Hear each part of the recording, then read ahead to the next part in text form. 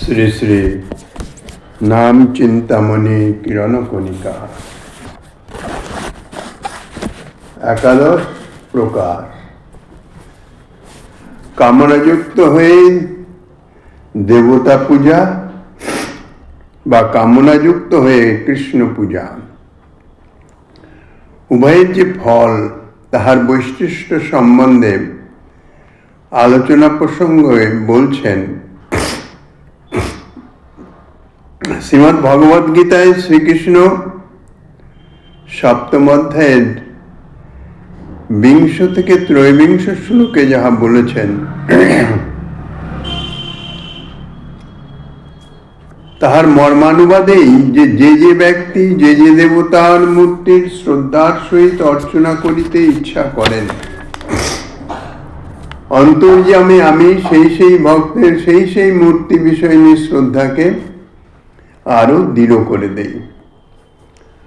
কিন্তু সেই দেবতা তাহাদের উপাসকগণকে কিন্তু শ্রদ্ধা প্রদান করতে পারেন না। আমি সেই শ্রদ্ধা বিধান করি, আর দেবতাগণ উপাসকগণের কামনাও পূরণ করতে পারেন না, কেননা ফলদাতা হইতেছি আমি। আমার প্রদত্ত শ্রদ্ধা দ্বারা যুক্ত হয়ে সেই দেবতা পূজকগণ সেই দেবতার পূজা করলে আমার দ্বারাই বিহিত কাম সেই দেবতা হতে লাভ করে। অর্থাৎ তাহাদের যে কামনা তাহা আমার মাধ্যমেই প্রাপ্ত হয়ে থাকে। অন্য দেবতার উপাসকগণ তাহারা হইতেছে অল্প বুদ্ধি। এই জন্য মূল পুরুষ ও পরম ফলদাতা আমার সম্বন্ধে তারা জানেও না, জানলেও আশু লাভ প্রাপ্তির নিমিত্ত তাহারা আমাকে ত্যাগ করে অন্য দেবতার উপাসনা করে। শাস্ত্রে বর্ণিত আছে, যে যার পূজা করে সে তাকেই প্রাপ্ত হয়। ইহা স্বাভাবিক কথা এবং ইহাই ন্যায়। তাহলে এই ন্যায় অনুসারে দেবতা পূজকগণ দেবতাগণকে এবং আমার পূজকগণ পরমেশ্বর আমাকেই প্রাপ্ত হবেন, এ বিষয়ে তো সন্দেহের কারণ নাই। আমি হচ্ছে নিত্য সত্য শাশ্বত। কাজেই আমার যারা উপাসনা করেন, আমাকে ভক্তি করেন, তা আমার ভক্তি হচ্ছে নিত্যা। আমি যখন নিত্য, আমার স্বরূপ শক্তির বৃত্তি, আমার ভক্তি তাহাও নিত্যা। সুতরাং আমাকে ভজনা করলে, নিত্য পরমেশ্বর আমার ভজনা করলে, আমাকে ভক্তি করলে, অর্থাৎ সেই নিত্যা ভক্তির অনুষ্ঠান করলে, তাহলে তার যে ফল প্রাপ্তি হবে তাহাও নিত্য হবে, অবিনশ্বর হবে। আর সকাম ব্যক্তগণ তার নিজের জড়জাগতিক অনিত্য কামনা পূরণের নিমিত্ত যে সমস্ত কামনার বশবর্তী হয়ে কামনা পূর্তির নিমিত্ত সাধকগণ বা ব্যক্তিগণ বা মনুষ্যগণ তারা দেবতার উপাসনা করেন। দেবতাগণ তাহারা তো চিরসত্য নহে, তাহারাও অনিত্য, তাহাদেরও মৃত্যু আছে। তাইলে যে দেবতার আরাধনা করে সকাম ব্যক্তিগণ তাহাদের প্রাকৃত জড়জাগতিক কামনা পূর্তির নিমিত্ত সেই দেবতা তাহাদের কামনা সিদ্ধি পর্যন্তই পূজিত হন। অর্থাৎ যে উদ্দেশ্যে পূজা করছেন, যেই ফল প্রাপ্তি হয়ে যায় তাহাদের পূজাও সমাপ্ত হয়ে যায়। কারণ যে উদ্দেশ্যে পূজা, উদ্দেশ্য যদি সিদ্ধি হয়ে যায় তাহলে তার পূজার অপেক্ষা নাই। কামনা সিদ্ধির পর আর দেবতা পূজকগণ দেবতাকে পূজা করেন না। বিদ্যা উদয়ে অবিদ্যা মায়া স্বয়ংই অন্তর্হিত হয়ে যায়। অতএব তাহাদের দেবতা অনিত্যা, নিত্য নয়। তাহাদের দেবতার প্রতি শ্রদ্ধা সেটি হচ্ছে সাময়িক। যতক্ষণ পর্যন্ত ফল প্রাপ্ত না হচ্ছে ততক্ষণ পর্যন্ত শ্রদ্ধা সহকারে তাহার অর্চন করছে, তাহার উপাসনা করছে। অর্থাৎ তাহাদের যে উপাসনা, তাহাদের যে শ্রদ্ধা, তাহা কামনা পূর্তির জন্য। কাজেই তাহার যে অবস্থা নিস্থিতি, তাহাও কামনা যতক্ষণ আছে ততক্ষণ। ফল প্রাপ্তি হয়ে গেলে তখন আর তার প্রয়োজন থাকে না। প্রচন্ড তৃষ্ণার্থ ব্যক্তি, তাহার তখন কামনা তৃষ্ণা পূরণ, অর্থাৎ শীতল পানীয়। এক গ্লাস জল পেলেই তাহার কামনা পূর্তি হয়ে যাবে। তো সে জলের জন্যই অনুসন্ধান করে। জলদাতার প্রতি তার শ্রদ্ধা, ততক্ষণ জলদাতাকে প্রয়োজন যতক্ষণ সে তার তৃষ্ণা নিবৃত্তি না হয়। জলদাতা জল প্রদান করলেন, তৃষ্ণা নিবৃত্তি হয়ে গেল, কাজেই জলদাতারও আর প্রয়োজন নাই। ঠিক সেই রকম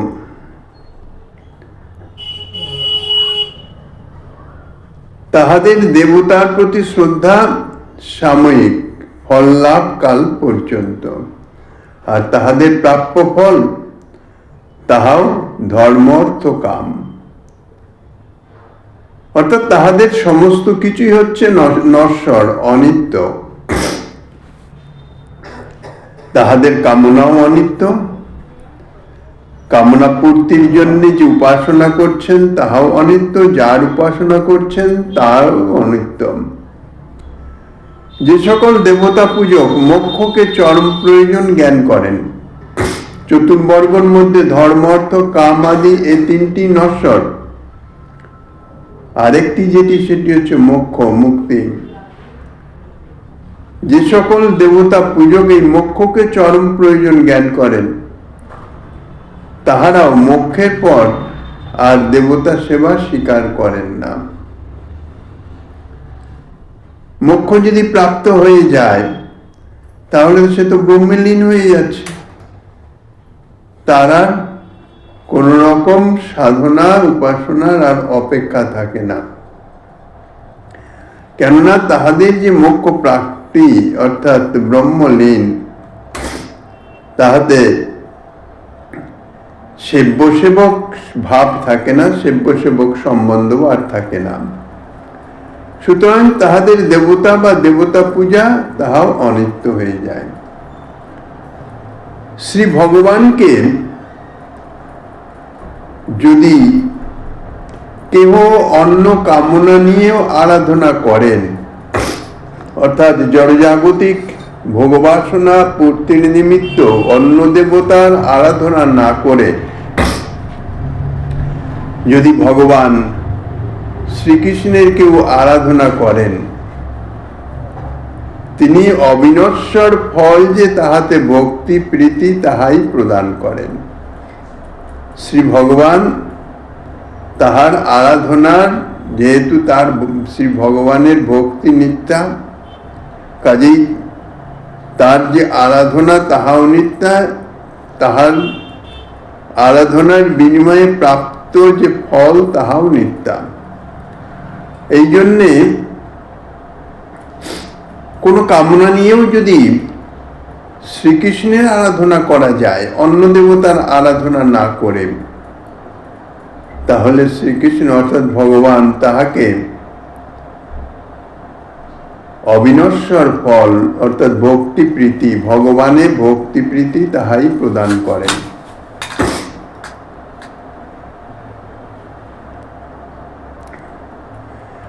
ত্রিবর্গরূপ অনিত্য ফল বা নিত্য সেবা হতে বিমুক্তি রূপা মুক্তি দান করে বঞ্চনা করেন না।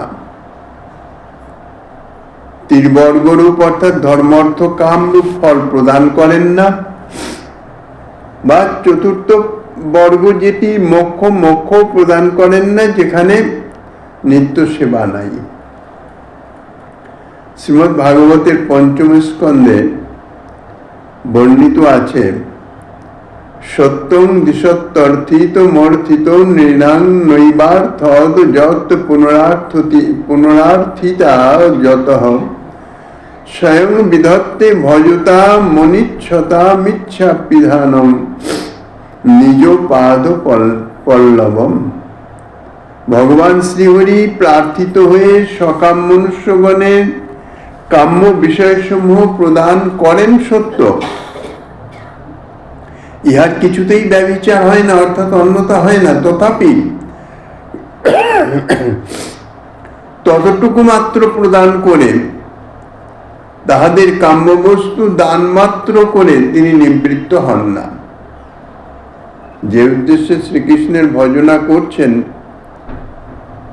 সেই ফল তো প্রদান করেন, উদ্দেশ্য তো সিদ্ধ হয়ে যায়। উদ্দেশ্য সিদ্ধ হয়ে গেলেও কিন্তু তিনি কৃপা বিস্তার থেকে তাহাকে বঞ্চিত করেন না, অর্থাৎ ফল প্রদান করে, অনিত্য ফল প্রদান করেই নিবৃত্ত হন না। যেহেতু সকাম ব্যক্তিগণ উক্ত কামনার পূরণের পরে ভোগ ক্ষয়ে পুনরায় অন্য কামনা করে, মনুষ্যের কামনার তো শেষ নাই। কামনা পূর্তির নিমিত্ত সে যাই করুক, ফল যখন প্রাপ্ত হলো, যেহেতু সে ফল অনিত্য, একদিন না একদিন তা শেষ হয়ে যায়।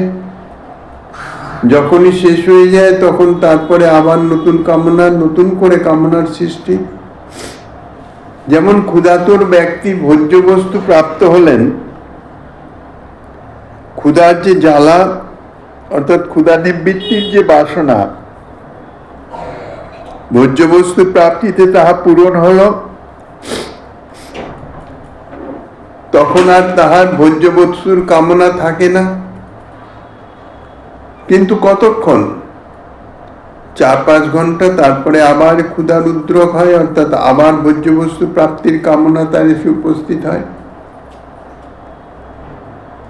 এই জন্যে পরম কারণিক ভগবান তাহার শ্রীপাদ পল্লবের মাধুর্য বিষয়ে অজ্ঞ অন্নকামী, যাহারা শ্রী ভগবত সম্বন্ধে জানেন না, নিত্যানিত্য বিবেক যাহাদের জাত হয় নাই, সেই সমস্ত অজ্ঞান অন্ধকারে নিমগ্ন যে সমস্ত ব্যক্তি শুধুমাত্র জড়জাগতিক সুখ বাসনা অর্থাৎ জড়জাগতিক বিষয় সম্বন্ধেই যাহারা জানে, অপ্রাকৃত তত্ত্ব অপ্রাকৃত বিষয় সম্বন্ধে যাই কিছুই জানে না, সর্বথা অজ্ঞ,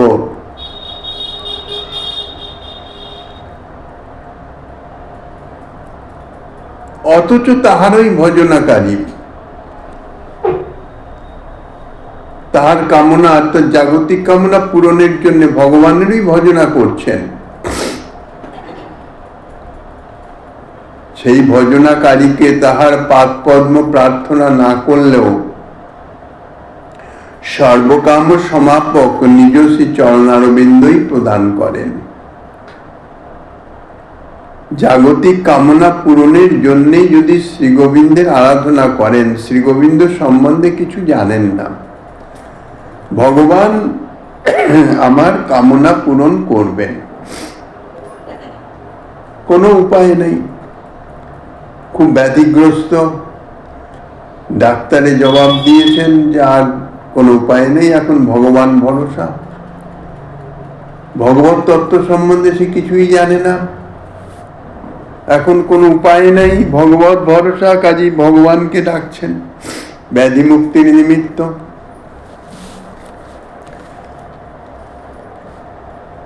কিন্তু ভগবানকে ডাকাটাই, ভগবত সম্বন্ধে কিছু করা, ভগবত সম্বন্ধনীয়, তাহা তো ভক্তিতে রূপান্তরিত হয়ে যাচ্ছে। যখন তাহা ভক্তিতে রূপান্তরিত হয়ে যাচ্ছে, তাহা নিত্য হয়ে যাচ্ছে।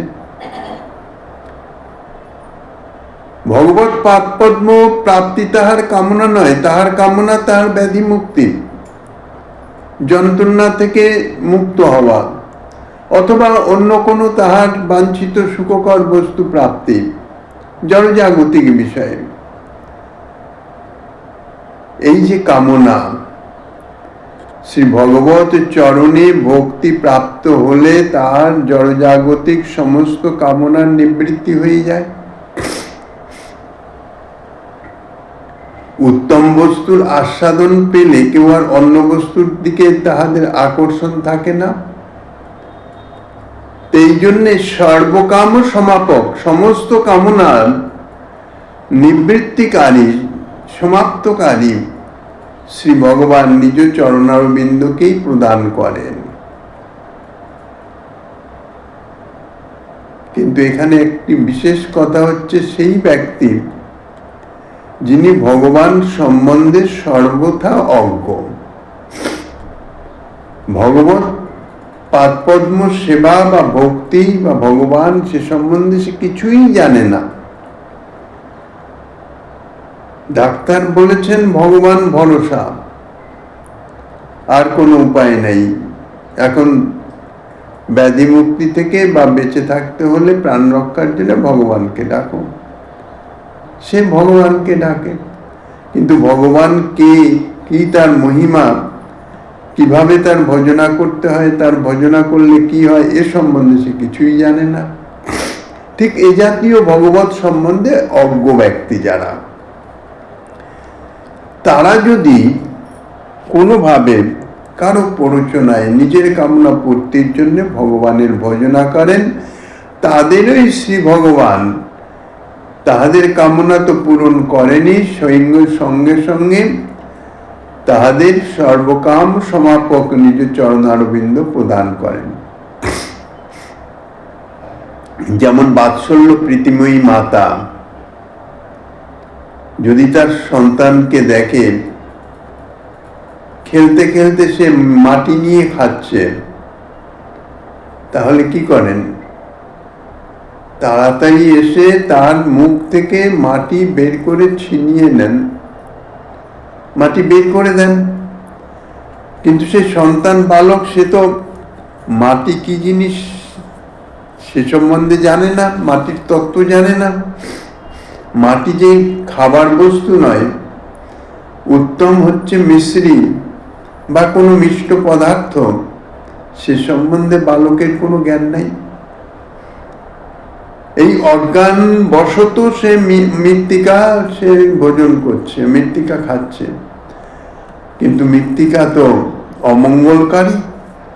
বাৎসল্যময়ী মাতা তো তাহা জানেন, এই জন্য সন্তানের মঙ্গলের নিমিত্ত মৃত্তিকা মুখ থেকে বের করে কি করছেন? মিশ্রি খণ্ড দিচ্ছেন।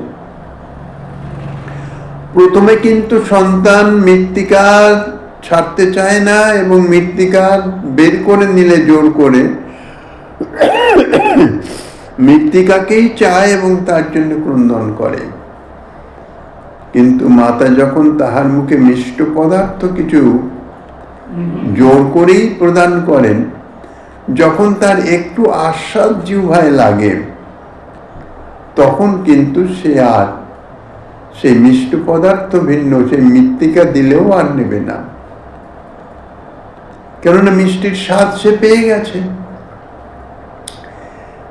সেই জন্যেই কেহ অকামই, অর্থাৎ একান্ত ভক্তই হন কিংবা সর্বকামই হন আর মোক্ষ কামই হন, যদি তার বুদ্ধি সুবুদ্ধি হয়, তাহলে তিনি একমাত্র শ্রীহরিরই আরাধনা করবেন, অপর কোনো দেবতার আরাধনা করবেন না। তাই তিনি সে অকামই হোক, সর্বকামই হোক বা মোক্ষ কামই হোক, অকাম মানে কোনো কামনা বাসনা নাই, একান্ত ভগবত ভক্ত, সর্বকাম অর্থাৎ জড়জাগতিক কামনা বাসনায় পরিপূর্ণ, আর যাহারা জড়জাগতিক সুখ ইহা অনিত্য এটি অনুভব করে মোক্ষকামী, মুক্তি চান, যেই হন না কেন, যে কোনো কামনাই হোক না কেন, যদি সুবুদ্ধি হন, অর্থাৎ তাহার বুদ্ধি যদি সুবুদ্ধি হয়, তাহলে সে অন্য কোনো দেবতার আরাধনা করবে না। যে কোনো কামনাই হোক না কেন, তাহা পূরণের জন্যে শ্রীকৃষ্ণেরই আরাধনা করবেন। অন্যকামী যদি করে কৃষ্ণের ভজন, না মাগিলেও কৃষ্ণ তারে দেন সচরণ। কৃষ্ণ কহে আমে ভজে, মাগে বিষয় সুখ, অমৃত ছাড়ি বিষ মাগে, এই বড় মূর্খ। আমি বিজ্ঞ, এই মূর্খে বিষয়ে কেনে দিব, সচরণামৃত দিয়া বিষয় ভুলাইব। কাম লাগি কৃষ্ণ ভজে, পায় কৃষ্ণ রসে, কাম ছাড়ি দাস হইতে হয় অভিলাষে। কবিরাজ গোস্বাইপাদ তার শ্রী চৈতন্য চরিতামৃতে শ্রী গোবিন্দের এই যে পরম ভক্ত বাৎসল্য গুণ, সে সম্বন্ধে বলেছেন। অন্য কামী অর্থাৎ ভগবত পাদপদ্ম সেবা কামনা নয়। অন্যকামী বলতে ধর্ম, অর্থ, কাম বা মোক্ষ কামনাই হোক,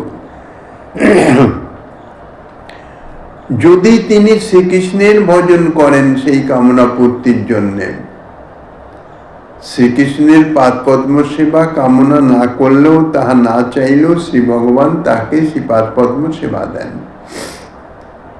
কৃষ্ণ তারে দেন সচরণ।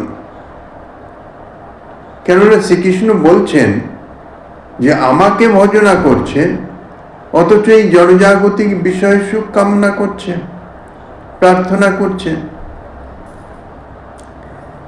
অমৃত যেখানে প্রদান করার সামর্থ্য রয়েছে, সেখানে যদি অমৃতের পরিবর্তে কেউ বিষ প্রার্থনা করে,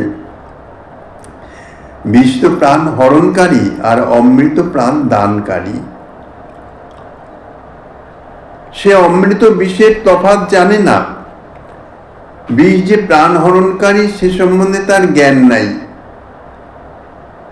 তাই ভগবান বলছেন এত বড় মূর্খ, আমি অমৃত প্রদানকারী, আমার কাছে অমৃত না চেয়ে বিষ চাইছে, এর মূর্খতা ছাড়া তো আর কিছু নয়। তো এ মূর্খ হতে পারে, আমি তো মূর্খ নই, আমি কেন একে প্রাণঘাতী বিষ দিব? সচরণামৃত রূপ অর্থাৎ শ্রীচরণ সেবারূপ অমৃত দিয়ে বিষয়রূপ বিষ যে প্রার্থনা করছে, কামনা করছে, সেই বিষয়রূপ বিষকে অর্থাৎ সেই বিষয়কে ভুলিয়ে দেব। যেমন অজ্ঞ শিশু মিশ্রি বা মিষ্টিখণ্ড পেলে আর মৃত্তিকার দিকে ফিরেও তাকাবে না, দিলেও নেবে না, কারণ মৃত্তিকার রস তো সে পেয়েছে, আস্বাদ তো সে আগেই পেয়ে নিয়েছে, মিষ্ট বস্তুর আস্বাদ তো সে এখন পাচ্ছে। তাই শ্রী গোবিন্দ তাহাকে সচরণামৃত শ্রী চরণ সেবা প্রদান করলে সেই চরণ সেবার যে মহিমা, যে রস, যে আস্বাদন, তাহাতে সে এই বিষয়রূপ বিষের কামনা থেকে সম্পূর্ণ মুক্ত হয়ে যাবেন। কাম লাগে কৃষ্ণ ভজে অর্থাৎ কামনা পূর্তির জন্য যদি শ্রীকৃষ্ণের ভজন করা যায়, তাই শ্রীকৃষ্ণের ভজনের মাধ্যমে, শ্রীকৃষ্ণ ভক্তি রসের মাধ্যমে, সেটি এমনই একটি বস্তু শ্রীকৃষ্ণ ভজন যে তখন তার আর কোনো কামনা থাকে না, কামনা নিঃশেষে দূরীভূত হয়ে যায়। তখন সে শ্রীকৃষ্ণ পাদপদ্ম সেবাই অর্থাৎ শ্রীকৃষ্ণ সেবাতেই তো সে আস্বাদন পাচ্ছে, একটা রস পাচ্ছে। তখন আর সে শ্রীকৃষ্ণ সেবা ছাড়তে পারে না। আস্বাদন যখন প্রাপ্ত হয় তখন আর অন্য কিছু সে চায় না, জড়জাগতিক কোনো কিছু চায় না। ধীরে ধীরে কৃষ্ণ পাদপদ্ম সেবার দিকে সে অগ্রসর হয়ে যায়। তাই কাম ছাড়ি দাস হইতে হয় অভিলাষে। তার চিত্তে দাস হতে অর্থাৎ দাস হয়ে সেবা করার অভিলাষ বাসনা জাগে। অন্য দেবতা কর্তৃক কামের কামনা পূরণ করবার শক্তি নাই। অজ্ঞতাবশত কামনা পূর্তির জন্য অন্য দেবতার শরণাপন্ন হলেও ভগবানই তত্ত্ব দেবতার দ্বারা পরোক্ষে সেই কামনা পূরণ করে দেন।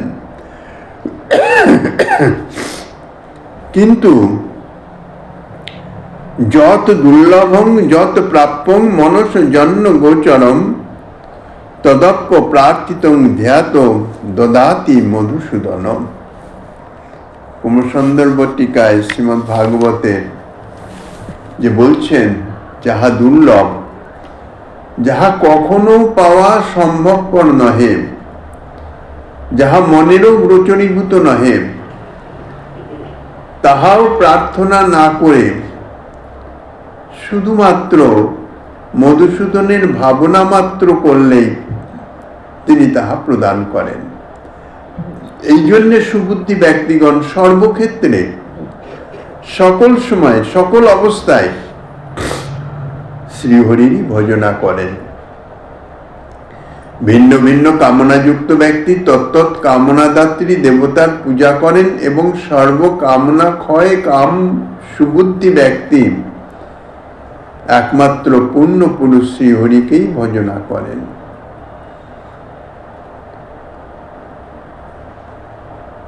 শ্রী সুখদেব গোস্বামী পাদ শ্রীমদ্ ভাগবতের 2য় স্কন্ধের 3য় অধ্যায়ে তা বিশদভাবে বর্ণনা করেছেন। শ্রীকাম ব্যক্তি দুর্গা দেবীর আরাধনা করেন। ব্রহ্ম তেজ কামনাকারী তিনি ব্রহ্মাকে আরাধনা করেন। ইন্দ্রিয়ের পটুতাকারী অর্থাৎ ইন্দ্রিয় শক্তি বৃদ্ধির নিমিত্ত ইন্দ্রকে ভজনা করেন। বিদ্যাকাম ব্যক্তি যাহারা বিদ্যা চায়, জড়জাগতিক বিদ্যা, তাহারা শিবের আরাধনা করেন। এই রকম কোন কোন দেবতার আরাধনার কি কি ফল প্রাপ্ত হওয়া যায় সুখদেব গোস্বামী পাদ তাহা বর্ণনা করেছেন। তারপর শেষমেশ বলেছেন, এতাবা নেবু যজতামিহ নিঃশ্রেয় সৌদয় ভগবত অচল ভাব যত ভাগবত সঙ্গত। অর্থাৎ এই সকল নানা দেবতার উপাসকগণের এই প্রপঞ্চে শ্রী ভগবানের ভক্তের সঙ্গক্রমে, ভগবত ভক্তের সঙ্গের প্রভাবে শ্রী ভগবান বিষ্ণুতে যে অচলা ভক্তি হয়, তাহাতেই পরম পুরুষার্থ লাভ এবং অন্য সকলই তুচ্ছ হয়ে যায়। নানা দেবতার পূজারূপে সৎকর্ম অনুষ্ঠান করবার কালে যদি কোনো পরম ভাগবত মহতের যাদৃচ্ছিক কৃপা হয়, অন্যান্য ফল কামনার জন্য অন্যান্য দেবতার পূজা আরাধনা যাগ যজ্ঞ ইত্যাদি করার সময় যদি কোনো ভাগ্যে কোনো পরম ভাগবতের কৃপা প্রাপ্ত হয়ে যায়, তখনই দেবতার উপাসকগণ দেবতা উপাসনা ত্যাগ করে একমাত্র শ্রী বিষ্ণুতে অহৈতুকী ভক্তি পরায়ণ হন। তাহলে দেখা যাচ্ছে এই যে ভক্তি লাভ, ভগবত আরাধনা, ইহা মহৎ কৃপা ব্যতীত কখনোই সম্ভব নয়। স্বাভাবিকভাবে জড়জাগতিক বিষয়ে আকৃষ্ট মন, জাগতিক বিষয়ে ভোগাকৃষ্ট মন ভোগপূর্তির জন্যই সর্বদা চেষ্টিত থাকে। ভগবত ভজন, ভগবত ভক্তি সেদিকে তার আকর্ষণ কখনো যায় না। কেননা শ্রী ভগবান অপ্রাকৃত সচ্চিদানন্দময়, কামনাকারীর মন প্রাকৃত। তাহলে অপ্রাকৃত বস্তু তো প্রাকৃত মন বুদ্ধি দিয়ে তাহার কোনো সন্ধান বা অনুভব ইত্যাদি কিছু হয় না, সে সম্বন্ধে কোনো জ্ঞানই হয় না। মহৎ কৃপার ফলে সে তার কামনা পূর্তির জন্যে ভগবত ভজনে অভিলাষী হন, মহৎ কৃপার প্রভাবে। অন্য কোনো দেবতার উপাসনা করেন না, তাহার সেই কামনা পূর্তির জন্য ভগবান বিষ্ণুর আরাধনা করেন। যেমন গোয়াস গ্রামের জমিদার শিবানন্দ আচার্যের দুই পুত্র হরিরাম এবং রামকৃষ্ণ, তাহাদের যেহেতু জমিদারের প্রায় প্রতি জমিদারেরই দুর্গা পূজা করতেন তৎকাল দিনে, অর্থাৎ নরোত্তম ঠাকুর মহাশয় আমলে ওই সময় বা প্রাচীনকালে যখন জমিদারি প্রথা ছিল, প্রায় সব জমিদারই দুর্গা পূজা করতেন। এই জন্যে তাহাদের আলাদা দুর্গা মণ্ডপও থাকত এবং সেখানে স্মার্ত মত অবলম্বন করে দুর্গা পূজায় বলি প্রদান করা হতো। তো সেই রকম গোয়াস গ্রামের জমিদার শিবানন্দ আচার্য, তৎকালীন জমিদারগণ তারা একটু অহংকারী থাকতেন, পাইক বরকন্দাজ থাকতো, একটু প্রভাবান্বিতও থাকতেন। তার দুই পুত্র হরিরাম আর রামকৃষ্ণ তাদের পাঠিয়েছেন দুর্গা উৎসবে বলি প্রদানের জন্য ছাগ, মেষ এবং মহিষ, ছাগল, ভেড়া এবং মহিষ তাই কেনবার জন্য। তারা ছাগ, মেষ ও মহিষ কিনে ফিরে যাচ্ছেন। সেই সময় শ্রী নরোত্তম ঠাকুর মহাশয় এবং শ্রী রামচন্দ্র কবিরাজ, নরোত্তম ঠাকুর মহাশয়ের অন্তরঙ্গজন, প্রিয় শিষ্য, পরস্পর হরিকথা আলোচনা করতে করতে স্নান করবার জন্য পদ্মা নদীর দিকে যাচ্ছিলেন। দুজনেই মহাভাগবত। তাহাদের শ্রীমুখের যে হরিকথা, তাহাদের শ্রীমুখ বিগলিত বাণী,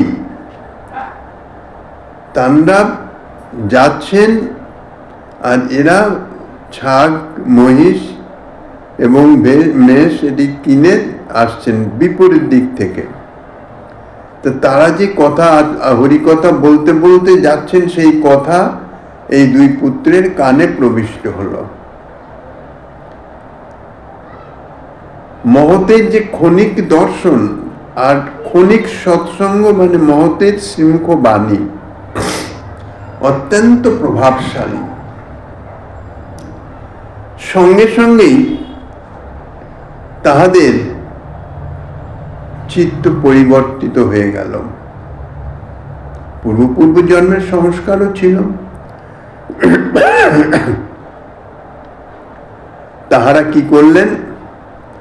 ভবানী পূজার সমস্ত সামগ্রী, অর্থাৎ সেই ছাগ, মেষ, মহিষ সে স্থানে পরিত্যাগ করে নরোত্তম ঠাকুর মহাশয়ের, অর্থাৎ সেই মহাভাগবতদ্বয়ের কৃপায় সর্বেশ্বরেশ্বর শ্রীকৃষ্ণের শরণাগত হয়ে গেলেন।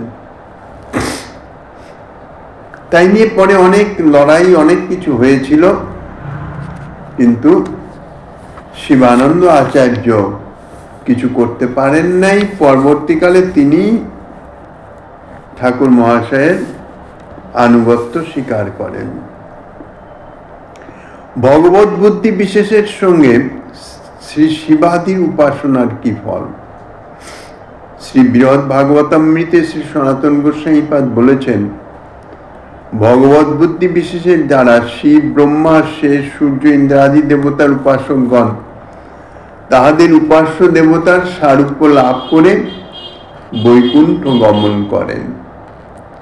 শ্রীমদ্ ভাগবতে বৃহৎ ভাগবতামৃতের 2য় খণ্ডের 4th অধ্যায়ের দিগদর্শনী টিকায়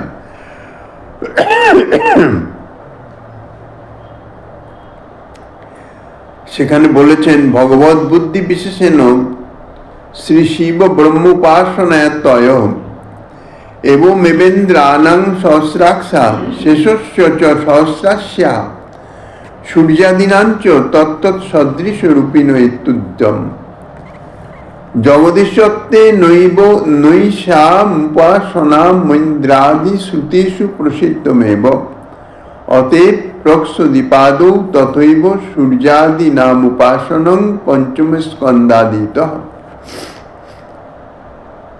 অতএব শ্রী ভগবদ ভেদেন শ্রী শিবোপাসকাস্তত্তৎ পার্শ্বদ শ্রেষ্ঠং প্রাপ্তা তত্তন মহিমান এব সন্ত তত্তৎ লোকে নিবসন্তীতি বামন পুরাণাদৌ প্রসিদ্ধম। যাহারা ভগবত বুদ্ধি বিশেষের দ্বারা শ্রী শিব ব্রহ্মাদি দেবতাকে জগদীশ্বর জ্ঞানে ভগবান জ্ঞানে শ্রী শিবের বা শ্রী ব্রহ্মার উপাসনা করেন, তাহারা মহাদেবের উপাসনায় ত্রিলোচনের রূপ মহাদেবের স্বরূপ অর্থাৎ শিবলোক প্রাপ্ত হন। চতুর্মুখ ব্রহ্মার উপাসনায় চতুর্মুখ রূপ প্রাপ্ত হয়ে ব্রহ্মলোক প্রাপ্ত হন। ইন্দ্রাদির উপাসনায় সহস্রলোচনে স্বর্গে যান।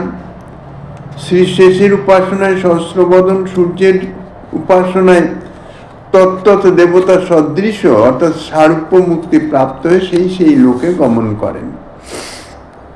এই প্রকার অন্যান্য দেবতার উপাসনার দ্বারাও তত্তৎ দেবতার সারূপ্য প্রাপ্ত হয়ে যান। জগদীশ্বর বুদ্ধিতে ইন্দ্র সূর্যাদির উপাসনা ইন্দ্র শুক্রাদিতে প্রসিদ্ধ আছে।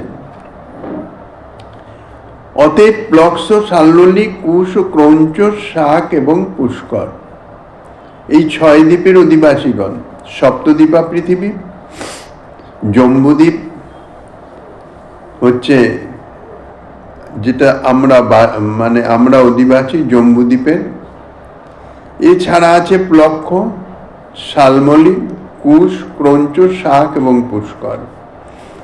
এই 6 দ্বীপের অধিবাসীগণ প্লক্ষদ্বীপের অধিবাসী সূর্যের আরাধক, শালমলি দ্বীপের অধিবাসী চন্দ্র, কুশ দ্বীপের অগ্নি, ক্রৌঞ্চ দ্বীপে বরুণ, শাক দ্বীপে বায়ু এবং পুষ্কর দ্বীপের অধিবাসীগণ তাহারা ব্রহ্মার উপাসনা করেন।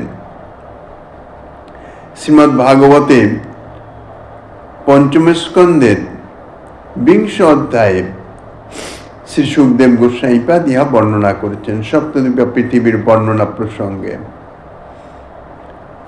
এই স্থানে টিকাতে শ্রীধর সাইপাদ বলেন,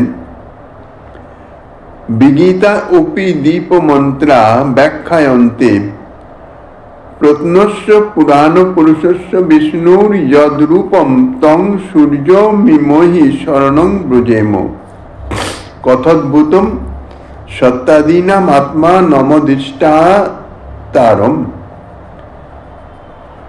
স্বামীপাদের মতে এই সকল মন্ত্র অর্থাৎ এই সকল উপাসকগণের যে মন্ত্রে তারা উপাসনা করেন তাহা নিন্দিত।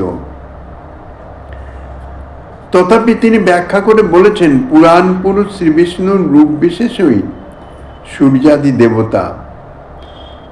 শ্রী মধ্বাচার্য বলছেন, সূর্য সোমাগ্নি বারি সবিধাত্রী চ যথাক্রমম প্রক্ষাদি দীপ সংস্থাসু স্থিতং হরিমুপাসতে। প্রক্ষাদি দ্বীপ সমূহে যথাক্রমে সূর্যচন্দ্র অগ্নি বরুণ ব্রহ্মাতে অবস্থিত হরি উপাসিত হন। শ্রী রামানুজি ও শ্রী রাঘবজি বলেন, এখানে সূর্য নামক জীব শরীরক পরমাত্মার উপাসনার বিষয়ে কথিত হইতেছে।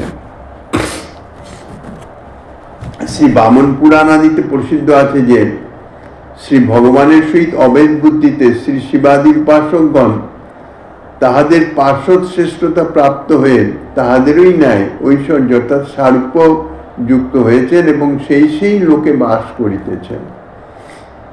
শ্রী সনাতন গোস্বাইপাদের উক্তির মর্মই যে শ্রী ভগবানের নিজ স্বরূপের জ্ঞানহীন জীবগণই ভগবান শ্রীহরিকে বহুবিধ রূপে ভজনা করেন, তথাপি ভগবানের প্রভাবে তাহাদের সেই উপাসনা পরম্পরাক্রমে ভগবত ভক্তিতেই পর্যবসিত হয়ে যায়।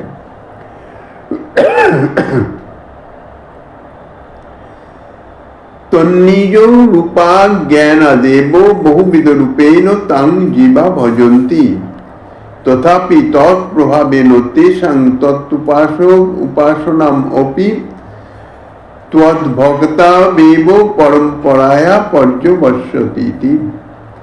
ইহারা ঐশ্বর্য গন্ধহীনা কেবলা ভক্তি লাভ করেন না, অর্থাৎ ইহাদের ভক্তি শুদ্ধা ভক্তি হয় না। যাহারা প্রীতির সহিত শ্রী নারায়ণকে তাহার যথার্থ স্বরূপ অবগত হয়ে ভজনা করেন, তাহারাই একমাত্র শ্রী বৈকুণ্ঠে শ্রী নারায়ণকে শ্রী নারায়ণ রূপেই দর্শন করেন। আর যাহারা ভগবানের মহাবিভূতি স্বরূপে সূর্যাদি দেবতা, এদেরকে জগদীশ্বর বুদ্ধিতে বেদোক্ত মন্ত্র আদি দ্বারা উপাসনা করেন, তাহারা বৈকুণ্ঠ লাভ করলেও বৈকুণ্ঠেশ্বর শ্রী নারায়ণকে স্ব ইষ্টদেবের নামেই দর্শন করেন। তেচ সর্বে অত্র বৈকুণ্ঠে শ্রী নারায়ণ ঈশ্বরম তত্তদ বর্ণাদি যুক্তাত্ম দেব রূপং বিচক্ষতে, অর্থাৎ শ্রী নারায়ণ রূপে পান না। যেই যে দেবতার আরাধনা করেন সেই সেই দেবতা স্বরূপেই প্রাপ্ত হন। কেউ কেউ যে স্ব ইষ্টদেবের লোকে গমন করেন তাহা তো ইতিপূর্বেই বলা হয়েছে, অর্থাৎ এই আরাধনার ফলে যার আরাধনা করছেন সেই দেবতার লোকেই, সেই দেবতার পার্শ্বদ হয়ে তাহারা সেই পার্শ্বদত্ত প্রাপ্ত হন, সেই লোকেই গমন করেন। শ্রী বৈকুণ্ঠস্থ পীঠাবরণ দেবতা গণেশ, দুর্গা ইত্যাদি